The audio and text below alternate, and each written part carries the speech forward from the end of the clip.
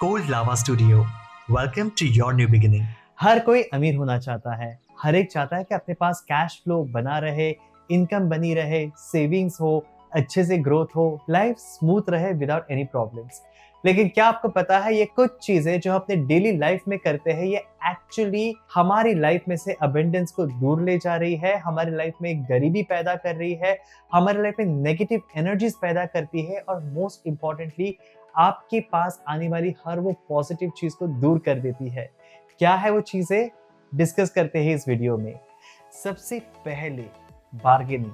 बहुत सारे बार हम कहीं ना कहीं जाते हैं बाहर, डिस्काउंट्स के लिए देखते हैं, ऑफर्स के लिए देखते हैं, और अगर हमें डिस्काउंट से ऑफर नहीं मिलती है, व्हाट्स द फर्स्ट थिंग, ये 50 में, ये 25 में दे दो, ये 40 की क्यों है, ये 30 में दे दो, अरे 1000 में थोड़ी आएगा, ये तो 500 में मिलनी चाहिए, चलो इसके 700 लगा दो। बार्गेन। हर बार जब आप बार्गेन करते हो ना, तो उस चीज का मोल आप खुद ही गिराते हो, और जिस चीज का मोल गिराते हो वही चीज आप घर पे ले आ रहे हो। फिर आप ही सोचिए किस प्रोडक्ट और किस एनर्जी से आप उस चीज को घर में ला रहे हो। वो छोड़िए, जब आप बार्गेन करते हो, सामने वाले की जो वैल्यू है उस चीज को काट कर, सामने वाले की एक्सपेक्टेशंस को काट कर उसको कम पैसे दे के आते हो, समझिए वो किस मन से आपको वो चीज दे रहा है। फिर वो खाने की चीज हो, सब्जी हो, कपड़े हो, या और कोई चीज हो। हमें लगता है कि हमने बार्गेन करके पैसे बचाए, लेकिन ये सोचिए कितनी नेगेटिव एनर्जी से वो चीज आपके पास आई है, या किस एनर्जी से आपने वो चीज आपको दी है। तो इसका मतलब क्या हम बार्गेन ना करें? Not completely. बार्गेन मत करिए, लेकिन नेगोशिएशन करिए, वो आपका हक बनता है। अब फर्क क्या है? नेगोशिएशन, अगर कोई 500 रुपए कहे, आप उसको अपनी रकम बता दीजिए कि मैं इसके 400 रुपए दे सकता हूँ, are you okay with it?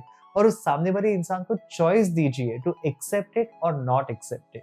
लेकिन अगर वो उसके ऊपर कुछ भी मांगता है, खुशी से दे दीजिए। आखिर में आप वो चीज अच्छे मन से इस्तेमाल करने वाले हो, तो उस चीज को अच्छे मन से घर पे ले आओ। उसके पीछे किसी की भी नेगेटिविटी नहीं होनी चाहिए, उसके पीछे किसी की भी अनवांटेड एनर्जीज नहीं होनी चाहिए। बिकॉज अगर आप ऐसी चीज घर में ले आ रहे हो, तो वो चीज घर में नेगेटिविटी पैदा करेगी, और जो भी अच्छी चीजें आपके पास आ रही है वो दूर करेगी।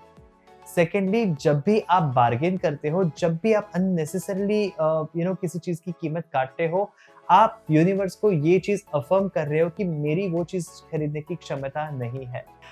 आप ही सोचिए, इस प्रकार की नेगेटिव अफर्मेशंस आपकी लाइफ में क्या एनर्जीज मैनिफेस्ट कर रही है। अफर्मेशंस आपकी लाइफ में एक्चुअल एनर्जीज पैदा करते हैं। पॉजिटिव अफर्मेशंस पॉजिटिविटी लाते हैं, आपकी सबकॉन्शियस प्रोग्रामिंग को चेंज करते हैं। लेकिन हर वक्त जब आप बार्गेन कर रहे हो, आप यही अफर्मेशंस दे रहे हो कि I can not afford it, या मेरे पास रिसोर्सेस नहीं है कि वो चीज मेरे पास आए।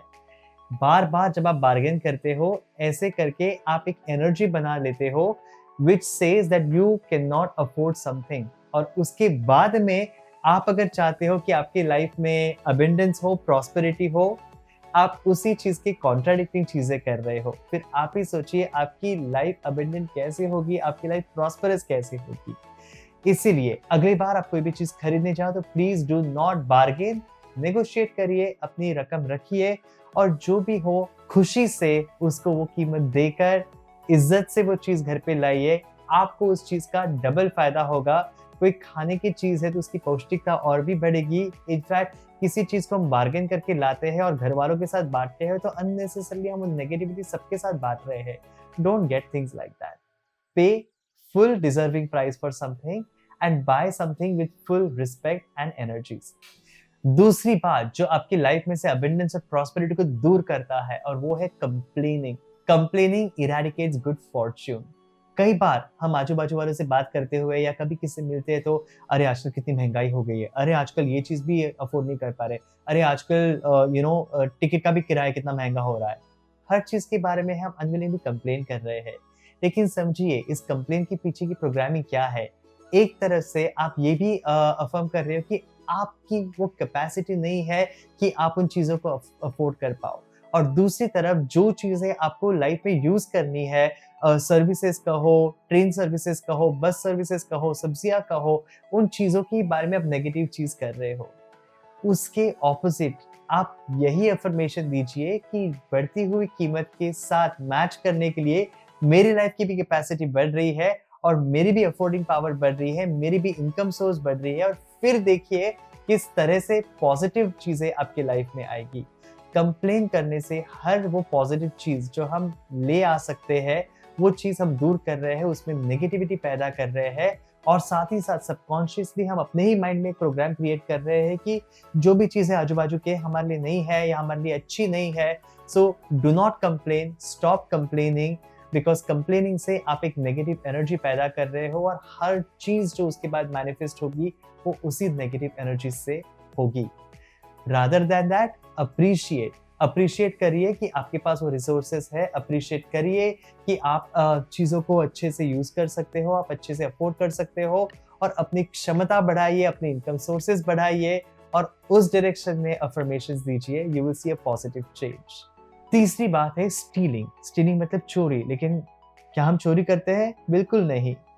लेकिन समझिए हम रास्ते के ऊपर जा रहे हैं और किसी की कोई चीज गिरी हुई मिली, उठा के ले ली, किसी की हमने चुराई तो नहीं है, but it doesn't belong to me. समझिए ये चीज भले अभी किसी की ना हो, लेकिन किसी ने उसकी सही कीमत पे करी है और अपने बिजनेस के लिए उसने उस चीज में इन्वेस्ट किया है।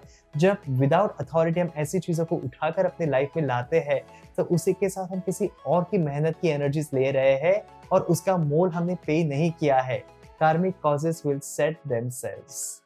लॉ ऑफ कर्मा क्या कहता है? अगर आप किसी की भी चीज अनऑथराइज लेते हो, उनकी परमिशन के बगैर लेते हो, कहीं ना कहीं वो चीज सेट ऑफ हो जाएगी।